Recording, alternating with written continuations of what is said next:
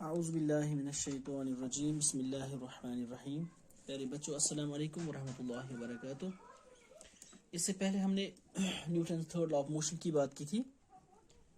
तो आज हमने इसका जो लास्ट टॉपिक पढ़ना है वो है law of conservation of momentum. ठीक, तो हम देखते हैं कि इस लॉ का क्या मानना है और इसकी मैथमेटिकल रिप्रेजेंटेशन क्या है। ठीक, तो देखिए यहाँ पर मैंने लिखा है सबसे पहले law of conservation of momentum का क्या मानना है। मैंने यहाँ पे लिखा है total momentum of two or more bodies acting upon each other remains constant unless an external force is applied.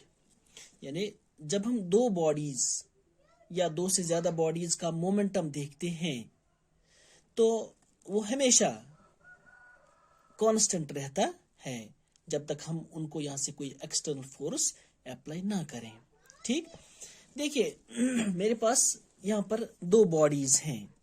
Suppose एक ये है बॉडी ए, ठीक, इसी तरह से और एक बॉडी है, ये है बॉडी बी।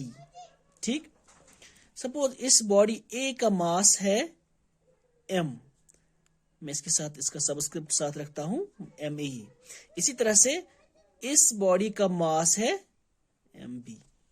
ठीक, और इसके अलावा जब हम देखेंगे यहां पर इनकी जो इनिशियल वेलोसिटी है दैट इज यू से हम उसको रिप्रेजेंट करते हैं।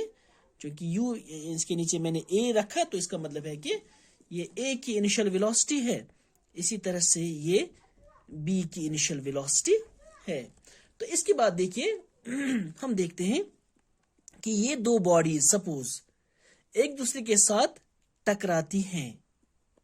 ठीक है, ये दो बॉडीज हैं, ये है बॉडी ए, ये है बॉडी बी। तो जब ये एक दूसरे के साथ टकराती हैं इसका मतलब है यानी कैसे टकराई, हमने उसको इसके पीछे यहां से फोर्स अप्लाई किया कुछ।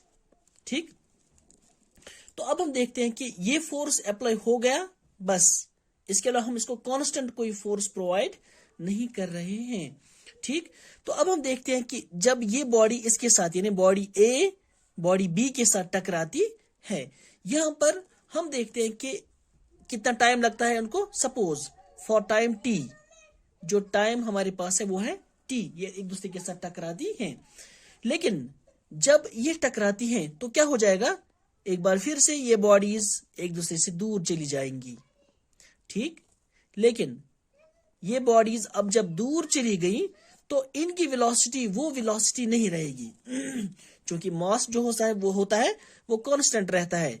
वो यहां पर एक बार फिर से वही रहेगा, जो ए बॉडी का मास था एम ए, इसी तरह से बॉडी बी का मास था एम बी।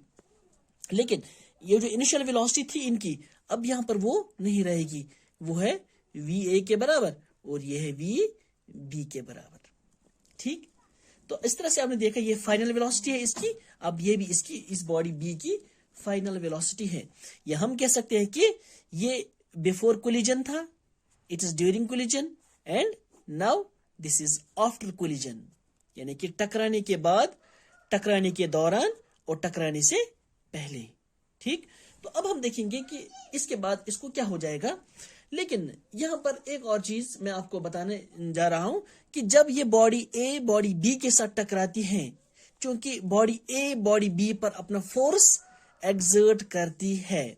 ठीक है, तो सपोज मैं लिखूंगा यहां पर ये बॉडी ए जो है ये अपना फोर्स, मैंने इसके साथ एफ रखा यहां पर, ये एक्सर्ट करती है। इसका मतलब है बॉडी ए बॉडी बी पर फोर्स एक्सर्ट करेगी, है ना, क्योंकि जब ये टकराती हैं तो इसका मतलब है कि कोई फोर्स इस पर एक्सर्ट हो जाता है। इसी तरह से ये बॉडी बी जो है ये भी as per Newton third law of motion ये भी इक्वल एंड अपोजिट रिएक्शन वहां से इसको देगी, है ना। तो इसका मतलब है कि ये बॉडी जो है ये भी इसको वहां से एक फोर्स इस पर वापस एक्सर्ट करेगी। इसका मतलब है कि नेक्स्ट फोर्स जो हमारे यहाँ पर इसके सीध में आएगा वो किसके बराबर होगा, force exerted by the body B, है ना, ऑन ए। ठीक, तो यहां पर ये दोनों बॉडीज एक दूसरे पर फोर्स एक्सर्ट करती हैं, क्योंकि हमें Newton second law of motion ने बोला है कि ये दोनों फोर्सेस सेम रहेंगी। ठीक, हाँ, क्योंकि हमें पता है ये बॉडी जो है ये थोड़ा सा, क्योंकि इस फोर्स की डायरेक्शन जो है, ये वाला फोर्स जो है, force exerted by the body A on B, ये इसकी डायरेक्शन ये होगी। इसी तरह से फोर्स बॉडी जो बॉडी बी होगी, ये भी इस पर अपना फोर्स एक्सर्ट करेगी, वो इस डायरेक्शन में होगी। ठीक है, तो इसका मतलब है सपोज जब हम यहाँ पर इसको लिखते हैं कि ये डायरेक्शन जो होती है, जो सबसे पहले ये टकराती है इसके साथ, इसका हम फोर्स रखते हैं एफ ए बी, है ना। लेकिन ये जो फोर्स है ये अपोजिट डायरेक्शन में होती है। अब हम इस अपोजिट को रिप्रेजेंट करने के लिए हम यहाँ पर सपोज ये वाली डायरेक्शन जो है इट्स पॉजिटिव और ये वाली डायरेक्शन जो है इट इज नेगेटिव, तो इसीलिए मैंने यहाँ पर ये नेगेटिव साइन रखी। तो ये चीज आप याद रखना। तो इसके बाद फिर आपको देखोगे, आप खुद देखोगे कि ये कितनी आसानी से हम इसको, इसकी मैथमेटिकल रिप्रेजेंटेशन दे सकते हैं और इसको हम कैसे समझ सकते हैं। क्योंकि हमने देखा यहां पर जब हम इस बॉडी की बात करते हैं, ये बॉडी ए जो थी इसकी इनिशियल वेलोसिटी यू ए थी, अब इसकी इनिशियल वेलोसिटी वी ए बन गई। तो सबसे पहले हम देखेंगे इसका मोमेंटम किसके बराबर आ जाता है। अगर हम इसकी इनिशियल मोमेंटम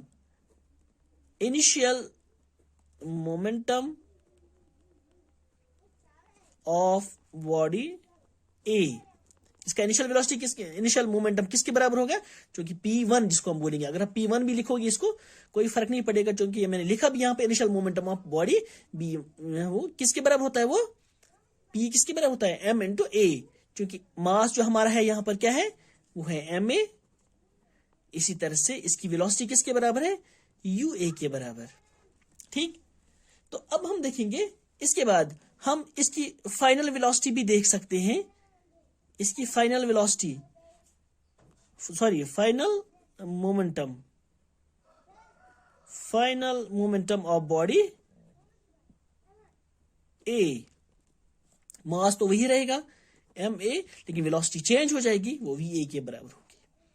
इसी तरह से एक बार फिर से लिखोगे आप initial momentum of body B किसके बराबर था, वो मास इंटू वेलोसिटी एक बार फिर से होगी। मास क्या रहेगा, वो एम बी, और इनिशियल वेलोसिटी क्या थी उसकी, यू बी। ठीक, इसी तरह से फाइनल मोमेंटम की बात करेंगे अब हम, final momentum of body B. ठीक, क्योंकि मास वही रहेगा और वेलोसिटी जो है वो चेंज हो जाएगी। ठीक हो गया, ये हमने यहां तक इसको देखा। अब तो अब हम इसको सिंपली देख सकते हैं कि क्योंकि मोमेंटम इनिशियल वेलोसिटी से फाइनल वेलोसिटी तक ये चेंज हो गई, इसका मतलब हम लिखेंगे अब चेंज इन मोमेंटम, एक एक करके एक बार फिर जिस तरह से हमने ए का देखा इनिशियल वेलोसिटी, इनिशियल मोमेंटम, इसी तरह से हम इसका चेंज इन मोमेंटम देखेंगे। सबसे पहले ए का चेंज इन मोमेंटम, मैं जल्दी जल्दी लिख रहा हूं ये, ऑफ बॉडी ए। ठीक है, सबसे पहले हम इसका इनिशियल मोमेंटम देखेंगे, किसके बराबर होगा वो, क्योंकि सॉरी हाँ, चेंज इन मोमेंटम किसके बराबर होगा, वो जिस तरह से हम एक्सेलरेशन को सॉल्व करते हैं तो हम क्या लिखते हैं, वो चेंज इन वेलोसिटी। इसी तरह से यहां पर चेंज इन मोमेंटम हम देखते हैं, जब हम चेंज इन वेलोसिटी देखते हैं वो final velocity minus initial velocity होती है। इसी तरह से यहां पर initial momentum minus final momentum, इसका sorry final momentum minus initial momentum. Final momentum क्या है इसका, वो है एम ए, क्लोज रखूंगा मैं इसके, और वी ए।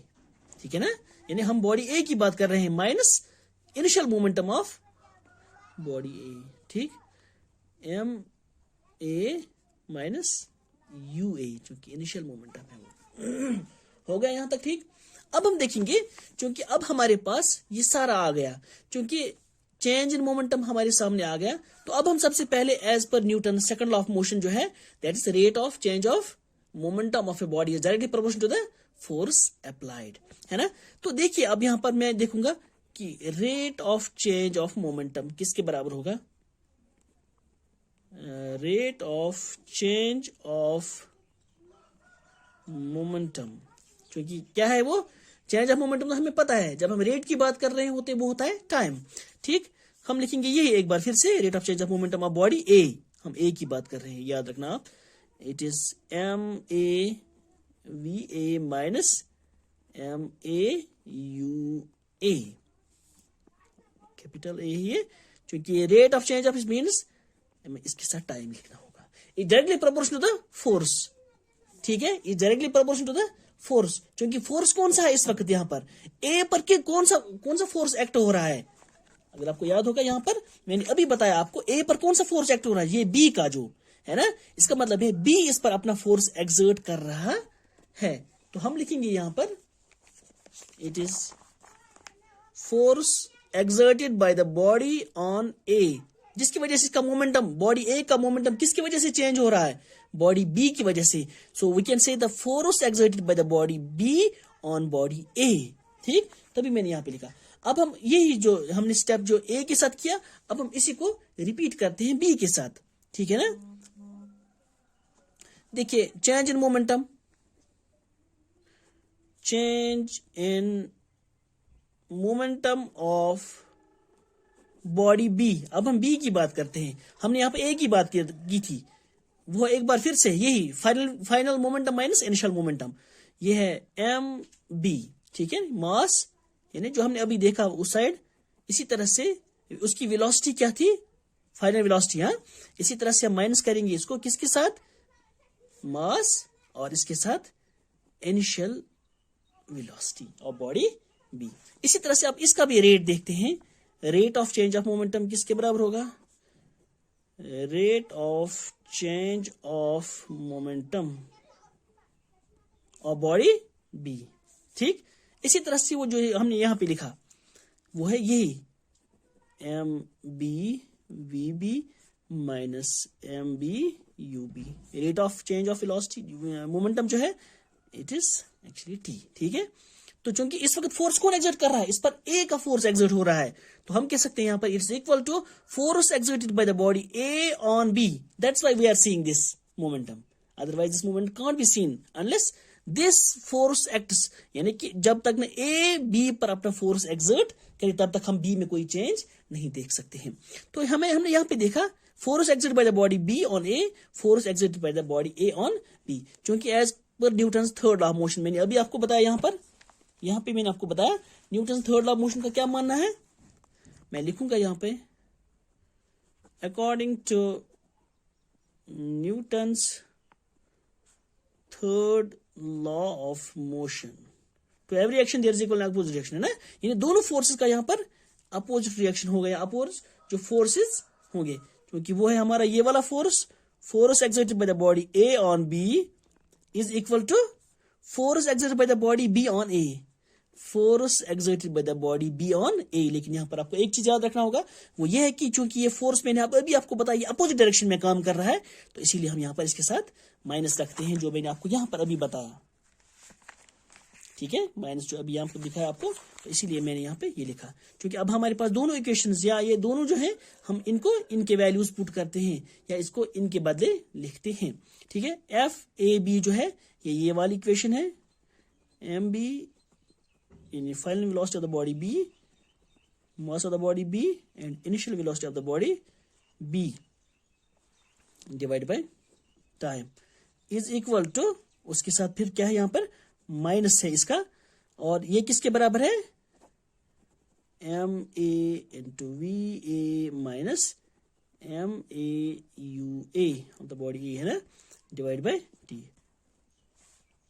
एक बार फिर से आप देखोगे यहाँ पे चूंकि टी और टी कैंसिल हो जाएगा, है ना, या अगर आप इनको क्रॉस मल्टीप्लिकेशन भी करोगे उसके बाद भी ये कैंसिल होने वाले हैं, ठीक। इसका मतलब है कि mass of the body B into velocity of the body B minus mass of the body B into initial velocity of the body B is equal to, क्योंकि माइनस है बाहर तो इसीलिए साइंस अंदर से चेंज हो जाएंगी, ये माइनस प्लस माइनस प्लस ये माइनस के बराबर आएगा यहाँ पर, ठीक, minus m a v a minus minus plus m a u a. तो अब देखिए यहाँ पर क्योंकि m b into final velocity of the body B, ठीक है, मैं इसको ऐसे ही लिखूंगा mass of the body B into velocity of the body B. तो यहाँ पर आप देखोगे कि जब हम इनको यहाँ पर इनकी जो कि फाइनल हम देखते हैं, फाइनल वेलोसिटी है ये हम देखते हैं फाइनल मोमेंटम, है ना, तो जब हम इस साइड का देखते हैं बॉडी ए का फाइनल मोमेंटम कौन सा था, ये वाला, है ना, जब इस साइड आ जाएगा इसके क्या बनेगा, ये प्लस बनेगा, है ना, ये माइनस है ना, इस साइड आके ये प्लस बनेगा, mass of the body a into velocity of the body a. फिर इसके बाद इज इक्वल टू, यहाँ पर क्या है हमारा, mass of the body a into initial velocity of the body a. अब जब ये जो माइनस है ना, जब इस साइड आएगी ये क्या बनेगा, ये प्लस बनेगा, mass of the body B into initial velocity of the body B. तो इस तरह से आप देखते हो, जब हम इस पर गौर करते हैं तो ये हमें क्लियरली बताता है कि जब हम ये मोमेंटम से पहले, सॉरी कोलिजन से पहले का जो मोमेंटम है ये हमारे कोलिजन के बाद के मोमेंटम के बराबर आता है ना। ये दोनों इनिशियल वेलोसिटीज हैं और ये दोनों फाइनल वेलोसिटीज हैं, बॉडी ए का भी बॉडी बी का भी। तो इस तरह से आपको ये अच्छी तरह से समझ में आया होगा कि हम कैसे ये प्रूव कर सकते हैं कि टोटल मोमेंटम, मैंने यहाँ पे लिखा भी है, total momentum of the system remains constant, है ना। या हम ऐसे भी कह सकते हैं momentum can neither be created nor destroyed. तो अब हमें यहाँ पर ये क्लियर हो जाता है कि हम ये कैसे समझ सकते हैं कि दोनों बॉडीज, बॉडी बी भी बॉडी ए, उनकी फाइनल वेलोसिटी या फाइनल मोमेंटम जो है ये उनके इनिशियल मोमेंटम के बराबर आ जाता है। तो इस तरह से अब आपने देखा कि हम ये कैसे, जो हम कह सकते हैं कि law of conservation of momentum जो है, हम इसको कैसे समझ सकते हैं। तो मैंने आपको डेफिनेशन बताई थी कि हम जब दो से ज्यादा बॉडीज जब एक दूसरे पर फोर्स एक्सर्ट करती हैं, तो फोर्स एक्सर्ट करने से पहले यानी बिफ कोलाइड होने से पहले जो इनका मोमेंटम था ये उनके बाद वाले मोमेंटम के बराबर रहता है। यानी जब उसकी वेलोसिटी, जब हम फोर्स अप्लाई करते हैं इनकी वेलोसिटी चेंज हो जाती है। टकराने से पहले तक जितनी वेलोसिटी, जितना मोमेंटम इसका बन जाता है, उतना ही मोमेंटम इनके कोलिजन के बाद भी रहता है। तो इसीलिए हम कह सकते हैं कि total momentum of the system remains conserved और we can say the constant. ठीक है, तो इस तरह से अब आपने देखा आज की क्लास की लेंथ एक्चुअली मैं ज्यादा नहीं होने देना चाहता हूं, तभी यहाँ पे मुझे इसके बारे में थोड़ी सी जल्दी बात करनी पड़ रही है। तो वैसे इंशाल्लाह मुझे लग रहा है आपको समझ में आया होगा। और किसी को कोई भी कंफ्यूजन हो प्लीज मुझे मैसेज कीजिएगा उसके लिए, तो व्हाट्सएप ग्रुप पे। तो आज बस इतना ही, आपसे